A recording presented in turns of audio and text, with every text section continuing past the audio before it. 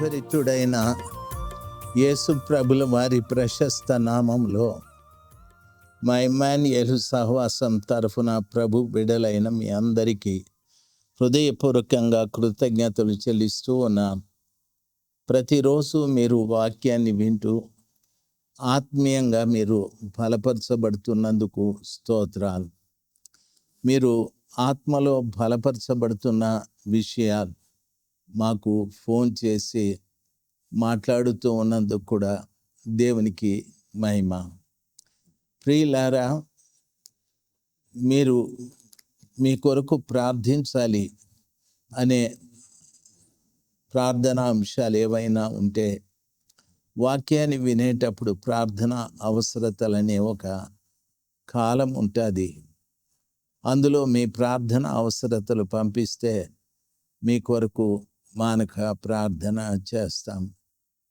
దేవుని యొక్క కృప మీ మీద కుమ్మరించబడి మీరు మీ సమస్యల నుండి విడుదల పొందు రీతిగా ప్రభు సహాయం చేస్తాడు.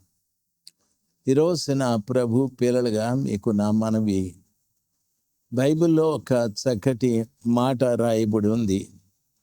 జ్ఞానము గలవానికి ఉపదేశము చేయగా వాడు మరింత జ్ఞానము నొందును అని.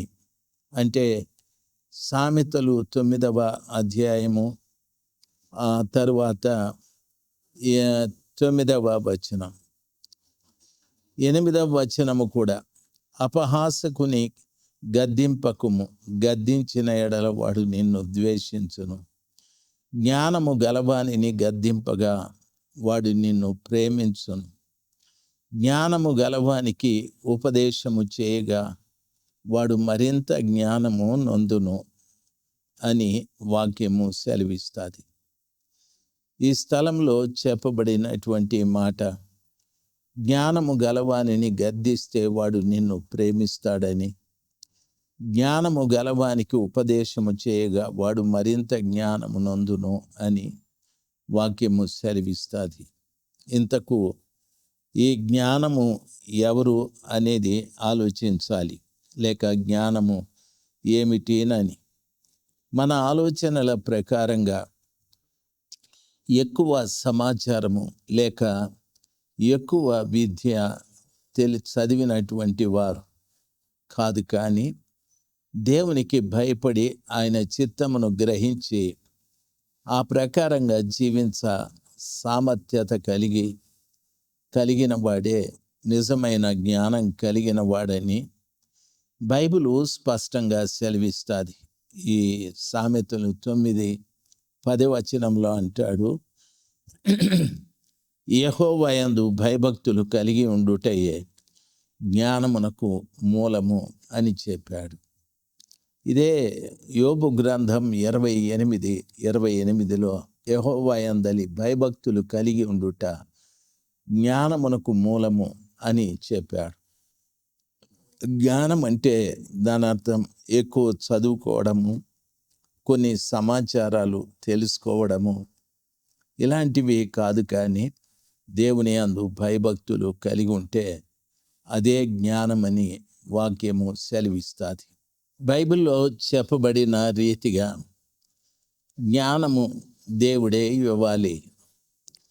దేవుని వాక్యం సెలవిస్తుంది రీతిగా ఈ సామెతల గ్రంథము 2వ అధ్యాయం 6వ వచనంలో, యెహోవాయే జ్ఞానమిచ్చువాడు, తెలివియు వివేచనయు ఆయన నోటి నుండి వచ్చును.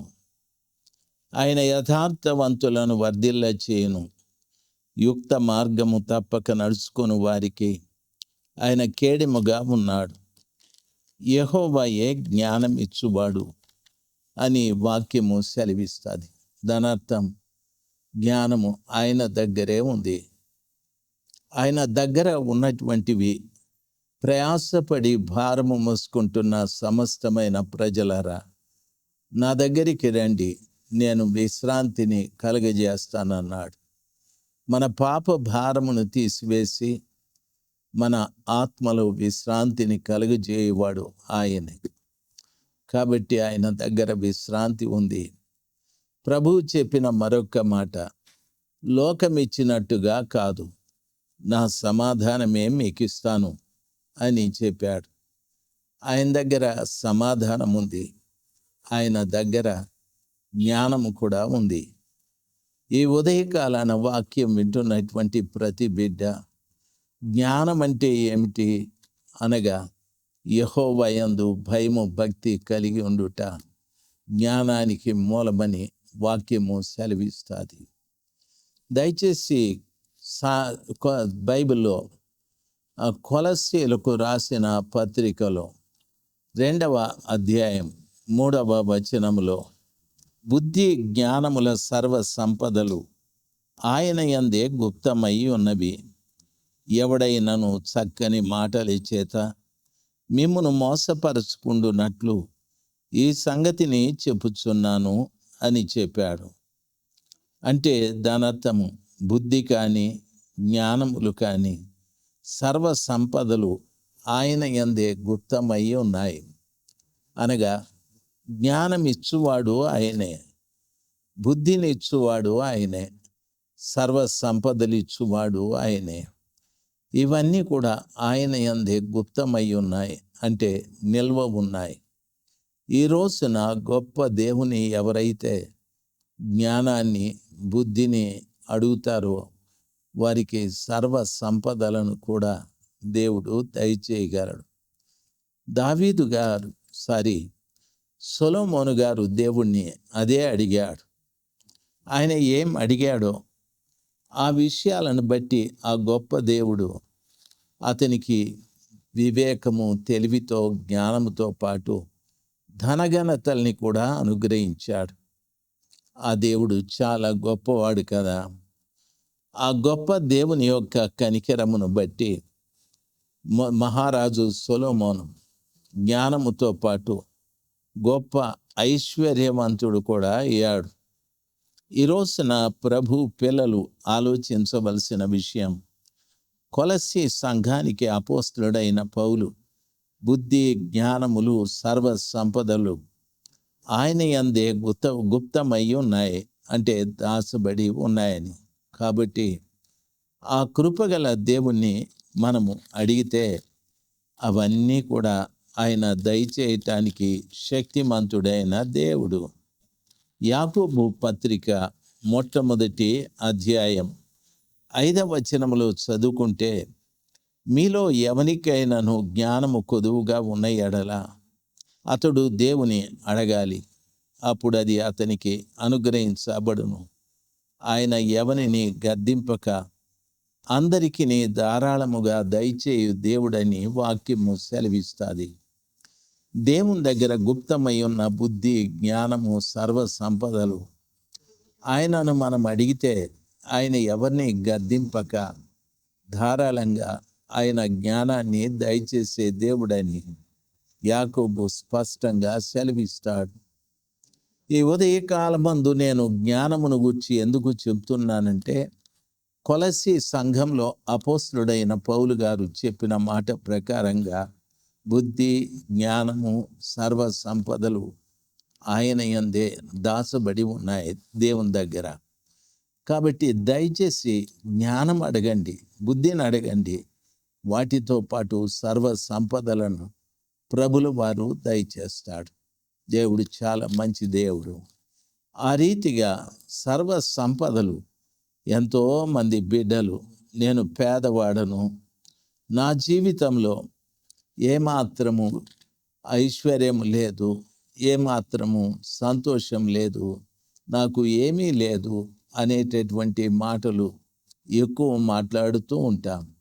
మొదట ఆయన జ్ఞానాన్ని అడగండి, బుద్ధిని అడగండి. ఆయన సర్వ సంపదలను దయచేసే దేవుడు. ఈ మాటని ప్రభు సన్నిధానంలో గుర్తుంచుకొని జ్ఞాపకంగా ప్రార్థించండి. మీ కొరకు నేను ప్రార్థిస్తాను. మహిమగల మా ప్రియ తండ్రి, బిడ్డలను పట్టి పీడిస్తున్న పేదరికం ఎందుకు అనేది వారికి అర్థం కావాలి. మీ జ్ఞానం లేక ఆ సర్వ సంపదలు బిడ్డలు పోగొట్టుకుంటున్నారు స్వామి. బిడ్డలు మీ బుద్ధిని జ్ఞానమును సంపాదించుకుంటే సర్వ సంపదలు మీరు అనుగ్రహిస్తారని మీ వాక్యము సెలవిస్తుంది. ఏ బిడ్డ కూడా ప్రభ దరిద్రుడుగా లోకంలో ఉండకూడదు.